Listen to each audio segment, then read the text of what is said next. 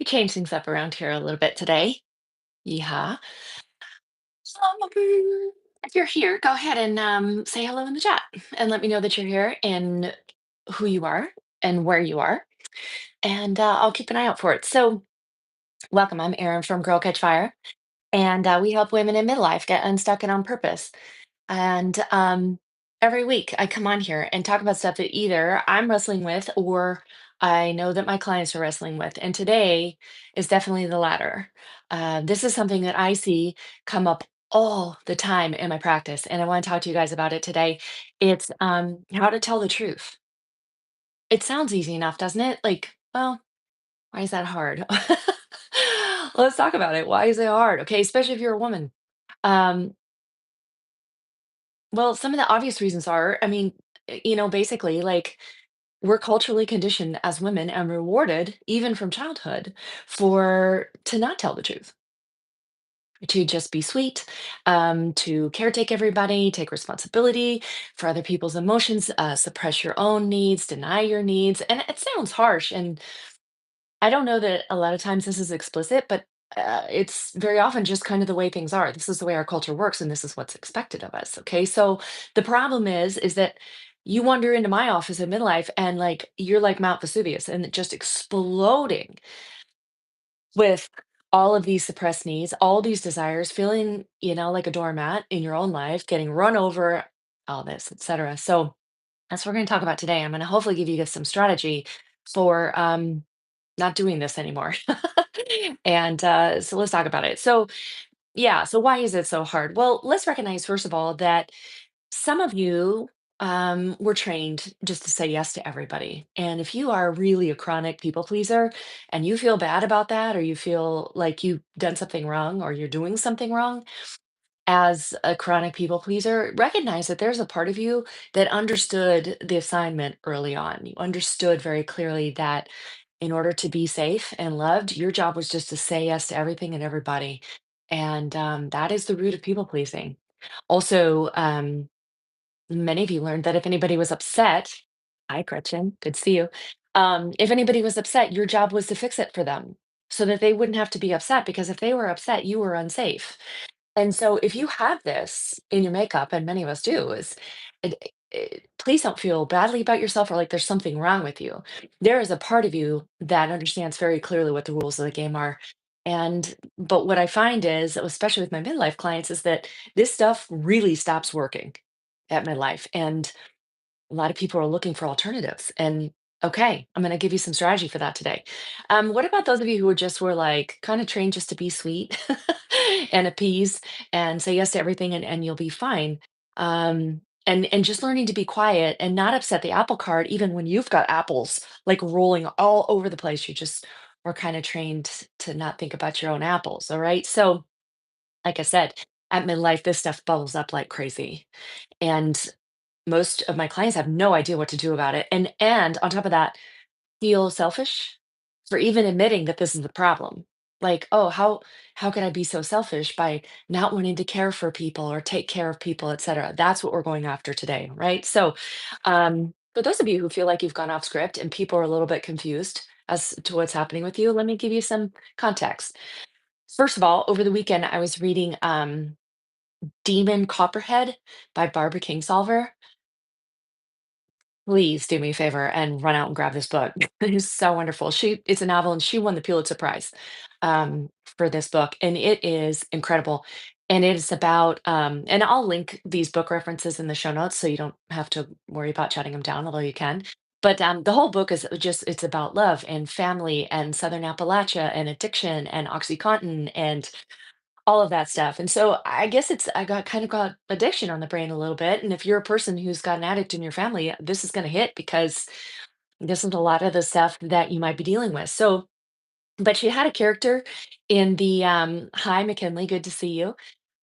She had a character in the book at the very end. She was described like this. She said about this character, she was not in the business of throwing her life away so others could stay shit faced. I'm like, "Oh, man, this is a great description of someone who's refusing to be codependent with other people." I'm gonna read it again. "She was not in the business of throwing her life away so others could stay shit-faced. So good. So codependency, let's talk about it because that is what we're talking about when it's very, very different. Um, when it's when you're really kind of struggling with how to have your own needs and be able to say what you want and need. And so codependency is described like this by the woman who literally wrote the book on codependency, Melanie Beattie. I'll link it below. She wrote a book called Codependent No More, and a lot of what we're going to talk about today comes from that. But she said codependency is someone, or a codependent is someone who has let another's behavior affect her so much. She's obsessed with controlling said behavior, monitoring, supervising it, trying to control it. And I mean, is there something wrong with that?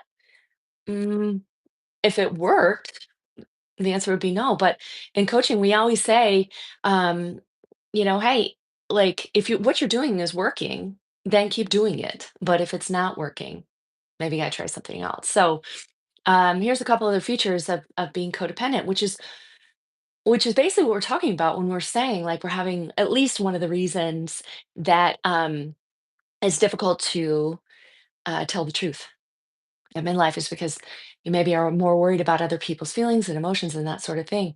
And but here's the problem, and some of you might recognize this, is that you're going to extraordinary lengths so everybody else can go to no lengths. Does that sound familiar? Or you're overworking so everybody else can underwork. How about that one?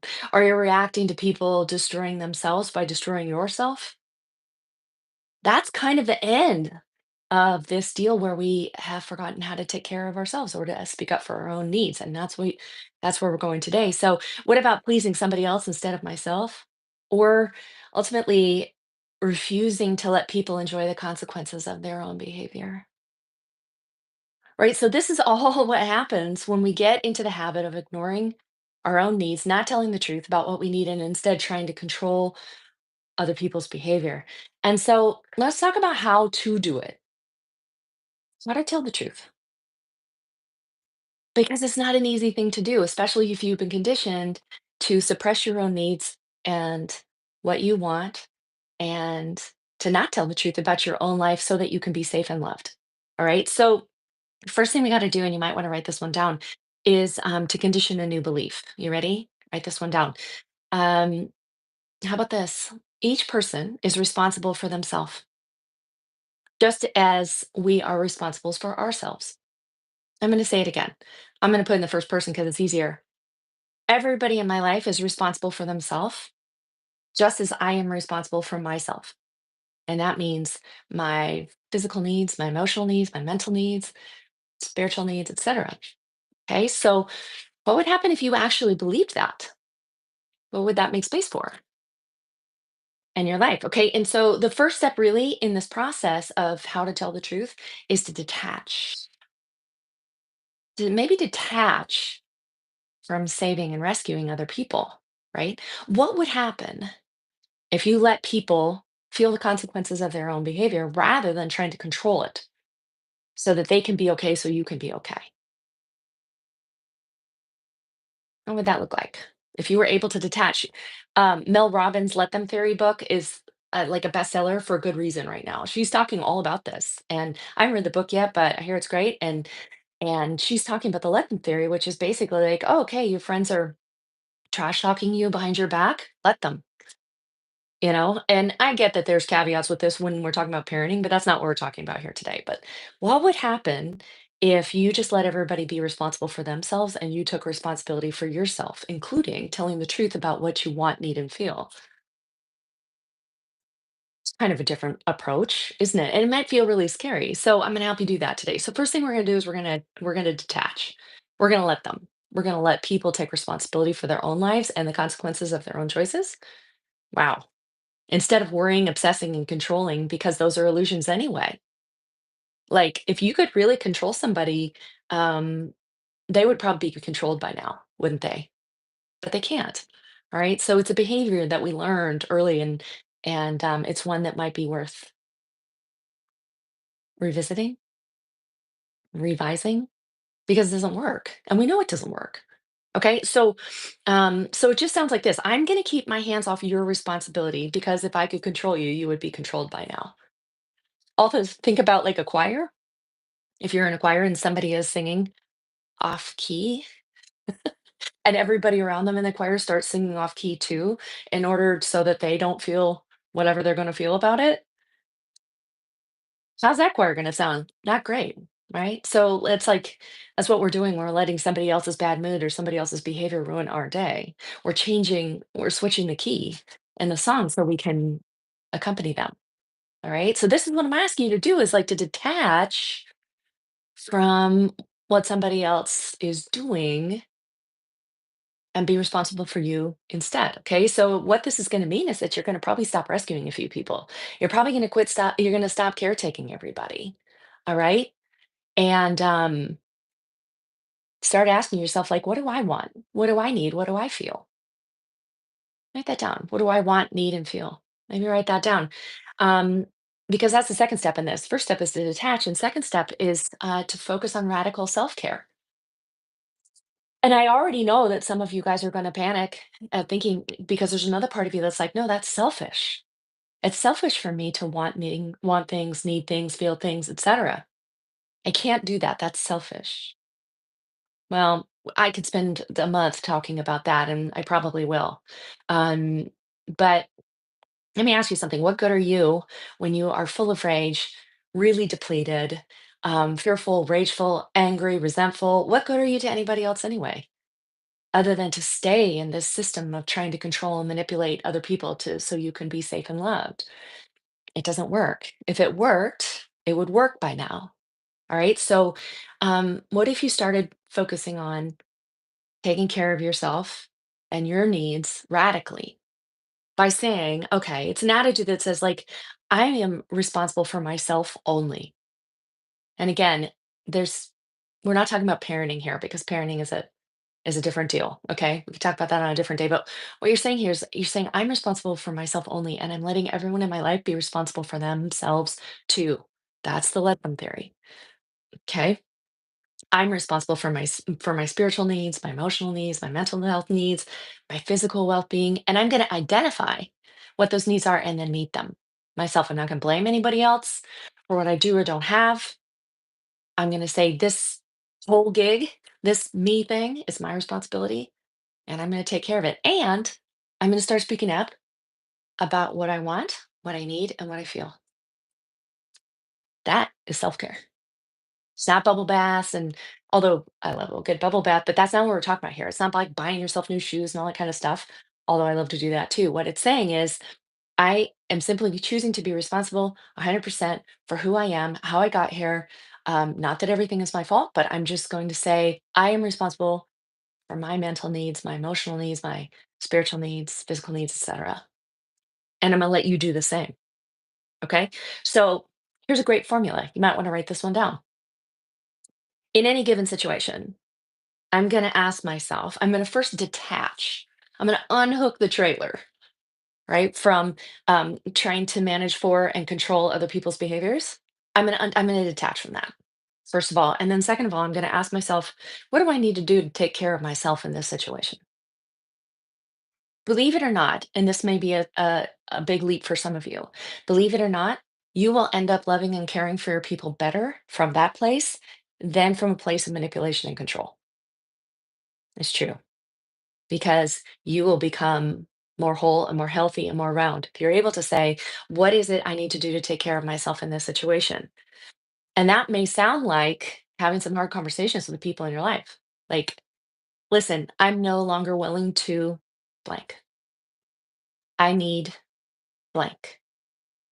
I want blank. I feel blank. But what most of us are doing is saying, I need you to blank. I want you to get sober. Instead of saying, I need a sober partner, you say, I want you to get sober, which actually adds a layer of management onto it, doesn't it?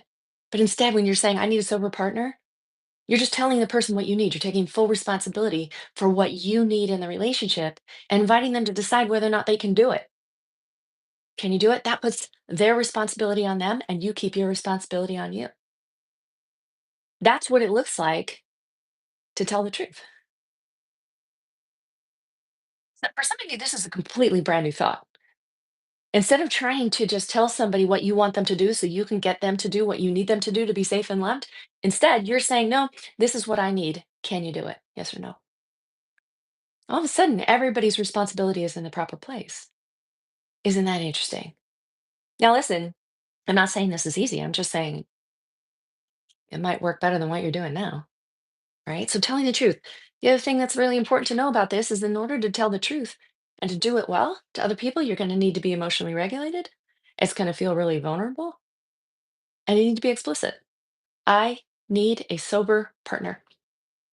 That is, I'm not coming from a place of anger or rage, which I'm likely doing at other times in this conversation, but not right now. I'm just saying, hey, this is what I need.